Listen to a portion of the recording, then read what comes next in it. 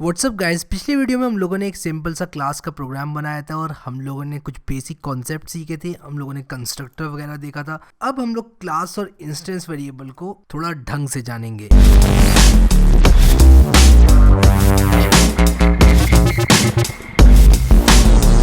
तो मैं आ जाता हूँ अपने पाई। मैं अभी क्या करता हूँ कि अपना जो प्रोजेक्ट है उसको अभी खोल लेता हूँ। तो मेरा जो प्रोजेक्ट है वो खुल गया है। मैंने यहाँ पर एक प्रोग्राम लिखा था सिंपल सा। इसमें मैंने एक क्लास बनाई थी एम्प्लॉय नाम की। पता नहीं क्यों मुझे दिखा रहा है no Python interpreter configure for the project. इसको ठीक करने के लिए आप लोग सिंपली फाइल में जाकर, सेटिंग्स में जाकर, पाइथन इंटरप्रेटर में जाकर आप लोग अपना पाइथन इंटरप्रेटर सेलेक्ट कर लीजिए और अप्लाई करके ओके पे क्लिक कर दीजिए। मैंने एक्चुअली अपना पाइथन रीइंस्टॉल किया था फॉर सम रीजंस, तो ये प्रॉब्लम आ रही है। वापस से आते हैं ऑब्जेक्ट ओरिएंटेड प्रोग्रामिंग पर। तो हम लोगों ने एक क्लास बनाई थी, एक कंस्ट्रक्टर बनाया था। हम लोगों ने देखा था किस तरह ये जो इंस्टेंस वेरिएबल है उसको सेट कर देता है और हम सिंपली इसको डायरेक्टली क्लास बनाते समय वैल्यूज डालकर इनिशियलाइज करवा सकते हैं। मैं यहाँ पर कुछ चीजें पॉइंट आउट करना चाहता हूँ। पहली चीज, क्लास वेरिएबल और इंस्टेंस वेरिएबल। जैसे ही मैं हैरी को बनाता हूँ, यानी हैरी क्या है, एक एम्प्लॉई है। उस एम्प्लॉय को जब मैं बनाता हूँ तो मैंने कहा इस एम्प्लॉय का एफ नेम होगा, एल नेम होगा, सैलरी होगी, ये सब चीजें होंगी। इसकी अपनी अपनी एज होगी, इसकी अपनी काम करने की कैपेबिलिटीज होंगी, सब कुछ इसका अपना होगा। लेकिन कुछ चीजें ऐसी होंगी जो हर एम्प्लॉय की होंगी, जैसे नंबर ऑफ एम्प्लॉय, उसकी एनुअल रेज, कितनी में सैलरी उसकी बढ़ाऊं हर बार, और टोटल छुट्टियां जो वो एक साल में ले सकता है,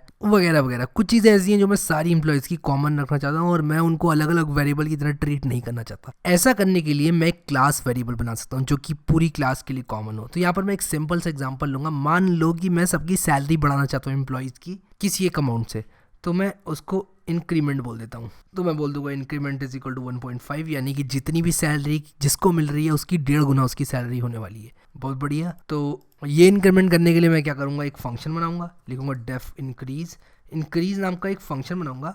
और जैसे ही मैंने ओपनिंग ब्रैकेट खोला, ये सेल्फ अपने आप इसमें चला गया। ये पाइचार्म की ब्यूटी है। पाइचार्म आपको ऑटोमेटिकली चीज़ें करके देता है। यहाँ पर मैं एक और कॉन्सेप्ट आपको बताना चाहूँगा। किसी ने शायद कमेंट भी मारा था मेरे पिछले वीडियो में कि यार ये सेल्फ कैसे पहुँच गया अपने आप, सेल्फ क्या कर रहा है, ये किस तरह के फंक्शंस हैं। मैं आप लोग को इसको क्लियर करता हूँ। इसको एक एग्जाम्पल से समझते हैं।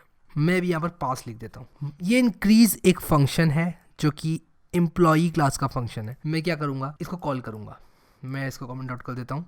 मैं यहाँ पर लिखूंगा हैरी डॉट इंक्रीज, और जैसे ही मैं ये लिखूंगा ये फंक्शन रन हो जाएगा। आप लोग देखिए, जैसे मैंने इस फंक्शन को रन किया ये रन हो गया। अब मान लो मैं इसमें सेल्फ नहीं देता हूँ। मैं आपको बताता हूँ कि ये काम कैसे करता है। जैसे ही मैं हैरी डॉट इंक्रीज लिखता हूँ तो सेल्फ जो है वो ऑटोमेटिक इसमें चला जाता है। मैं एक बार और इस बात को रिपीट करूंगा, जो सेल्फ है वो ऑटोमेटिकली यहाँ पर पास हो जाता है। हम लोग को यहाँ पर कुछ लिखने की जरूरत नहीं है, सेल्फ ऑटोमेटिकली यहाँ पे पास हो जाता है। तो टोटल आर्ग्यूमेंट्स इसके कितने हो गए, एक आर्ग्यूमेंट हो गया। तो यहाँ पर मैंने कितने आर्ग्यूमेंट दिए, आपको दिख रहा होगा 0 आर्ग्यूमेंट दिए, लेकिन मैंने एक आर्ग्यूमेंट दिया है जो कि सेल्फ है, जो कि इस क्लास की वजह से ऑटोमेटिकली चला गया। क्योंकि हैरी एक ऑब्जेक्ट है, इसलिए जैसे ही मैं किसी भी ऑब्जेक्ट में एक फंक्शन को कॉल करूंगा तो सेल्फ ऑटोमेटिकली वहां पर चला जाएगा। तो सेल्फ जो है ऑटोमेटिकली यहाँ पे जा चुका है। इस बात को आप लोग याद रखिएगा। और अब मैं ये सेल्फ मिटा दूंगा। जैसे ही मैं सेल्फ मिटा दूंगा तो एक एरर आना चाहिए। मैं आपको दिखाता हूँ एरर क्या आएगा। वो एरर आ रहा है, वो कह रहा है कि increase take 0 position arguments but 1 was given. और वो 1 कौन सा गिवन है, सेल्फ। यहाँ पर जब मैंने हैरी डॉट इंक्रीज को रन किया तो सेल्फ ऑटोमेटिकली चला गया, जो कि यहाँ पर था नहीं। तो इसने बोला जो इंक्रीज फंक्शन है वो तुम्हारा सेल्फ तो लेता ही नहीं है, तुमने सेल्फ कैसे दे दिया। ये कह रहा है कि increase take 0 positional arguments, increase arguments नहीं लेता है, तुमने एक दे दिया। अब लोग कहेंगे यार मैंने तो दिया ही नहीं। अरे भाई ये एक ऑब्जेक्ट है, इसलिए ऑटोमेटिकली सेल्फ पास हो गया है। तो मैं आशा करता हूँ आप लोग को ये समझ में आया होगा। अगर किसी को डिटेल में समझना है कमेंट में मुझसे क्वेश्चन पूछो, कितना भी सिली होगा मैं आंसर करूंगा। कभी भी कोई भी क्वेश्चन ये सोचकर नहीं पूछना चाहिए कि ये बहुत सिली कमेंट है और मैं बहुत सिंपल क्वेश्चन पूछ रहा हूँ। तो मैं आशा करता हूँ आपका ये कॉन्सेप्ट जो है वो क्लियर हो गया होगा। अब एक और चीज़ पे आते हैं। अब हम लोग वापस अपने इंक्रीज वाले फंक्शन में आते हैं। हम करना क्या चाह रहे थे कि हैरी की सैलरी को बढ़ा रहे थे किसी अमाउंट से। तो मैं क्या करूँगा, जैसे ही मैं इंक्रीज करूँगा सैलरी, मैं लिख दूंगा सेल्फ डॉट सैलरी, यानी कि जिसकी भी सैलरी बढ़ाई जा रही है उसकी सैलरी हो जाए self dot salary multiply by increment. लेकिन ये गलत है। अब ये गलत क्यों? आप लोगों ने सोचा होगा कि जैसे ही मैं इंक्रीमेंट लिखूंगा ये वाले वेरिएबल को ले लेगा और इसको 1.5 से मल्टीप्लाई कर लेगा। नहीं, ऑब्जेक्ट ओरिएंटेड प्रोग्रामिंग में हम लोग या तो इस इंस्टेंस के इंक्रीमेंट को एक्सेस कर सकते हैं या फिर इस क्लास के इंक्रीमेंट को एक्सेस कर सकते हैं।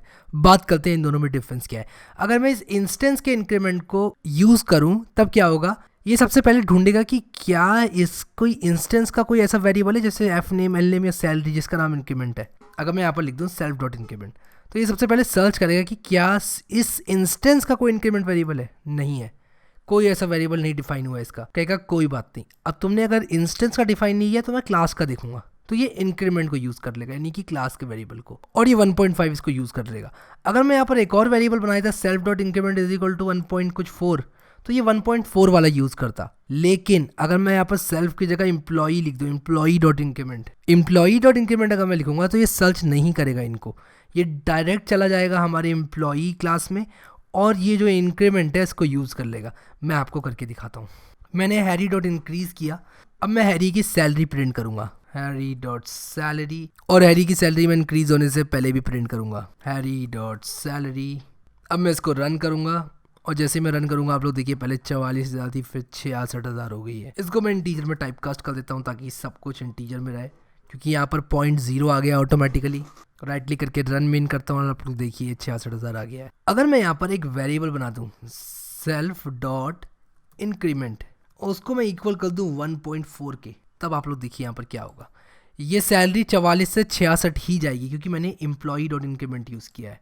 मैं राइट क्लिक करके इसको रन करता हूँ, देखिए 44 से 66 ही गई है। लेकिन बाय एनी चांस अगर मैं यहाँ पर सेल्फ लिख दूँ तब आप लोग देखिए यहाँ पर क्या होगा, ये 44 से 61,599 हो गई, यानी कि जो इंक्रीमेंट था इसने ये वाला यूज़ किया है। और अगर मैं इसको मिटा कर इसको रन करूँ तब आप लोग देखिए कि ये 66 ही जाता है। तो सेल्फ डॉट इंक्रीमेंट अगर मैं लिखूंगा तो सबसे पहले ये इंस्टेंस के वेरिएबल को सर्च करेगा, इंस्टेंस के वेरिएबल में अगर नहीं हुआ तब ये क्लास के वेरिएबल में जाएगा। अब आप लोग कहेंगे मुझे कैसे पता चलेगा इंस्टेंस के वेरिएबल में ये है कि नहीं है। आप लोग इंस्टेंस के सारे वेरिएबल्स को देख सकते हैं डिक्ट का इस्तेमाल करके। अगर आप यहाँ पे लिखें Harry dot dict underscore DICT, तो ये इंस्टेंस के सारे वेरिएबल को यहाँ पर लिस्ट कर देगा, F name, L name, salary. और अगर मैं वापस से यहाँ पे कुछ ऐड कर दूँ, जैसे मैं लिख दूँ Harry dot increment is equal to 9 और उसके बाद मैं इस फंक्शन को रन करूँ, तब आप लोग देखिए कि इसमें एक हैरी डॉट इंक्रीमेंट भी आ जाएगा, यानी कि देखिए कि इंक्रीमेंट यहाँ पर एक्स्ट्रा आ गया है जो कि एक इंस्टेंस का वेरिएबल बन चुका है। ये जो सेल्फ वाले सारे आपको दिख रहे हैं कंस्ट्रक्टर के अंदर, ये सब इंस्टेंस के वेरिएबल हैं, यानी कि हैरी के हैं सिर्फ ये सारे एम्प्लॉयज़ के नहीं है, सिर्फ हैरी के पर्सनल वेरिएबल्स हैं, रोहन के पर्सनल वेरिएबल्स हैं। अब आप लोग कहेंगे कि जो सारे क्लास के वेरिएबल्स हैं उनको मैं कैसे देखूं, उनको देखने का भी तरीका है। अब हैरी की जगह एम्प्लॉई लिख दीजिए, जैसे ही आप ऐसा करेंगे आपको एम्प्लॉई के सारे जो वेरिएबल्स हैं वो मिल जाएंगे। देखिए आपको इंक्रीमेंट मिला और भी चीज़ें काफ़ी आपको मिल रही हैं जिनको अभी देखने की ज़रूरत नहीं है, लेकिन आप लोग देखिए उसी के साथ साथ आपको जो इंक्रीमेंट है वो इसमें दिख रहा है। तो ये था हमारा क्लास का एक वेरिएबल जो कि क्लास का पर्सनल वेरिएबल है, और एफ नेम, एल नेम और सैलरी इंस्टेंस के, यानी कि हैरी के, रोहन के या कोई भी एम्प्लॉय मैं कल बनाता हूँ उसके पर्सनल वेरिएबल्स हैं। इसी तरह मैं एक और क्लास का वेरिएबल बना सकता हूँ, बोल सकता हूँ नंबर ऑफ एम्प्लॉयज़, और उसको मैं इनिशियली 0 कर सकता हूँ। और जैसे ही कोई एक नया एम्प्लॉय बनता है मैं बोल सकता हूँ number of employees is equal to number of employees +1। तो मैं इसको employee dot number of employees से एक्सेस करूंगा, इस तरह एक्सेस नहीं करूंगा। तो मैं बोलूँगा employee dot number of employees plus equals to 1,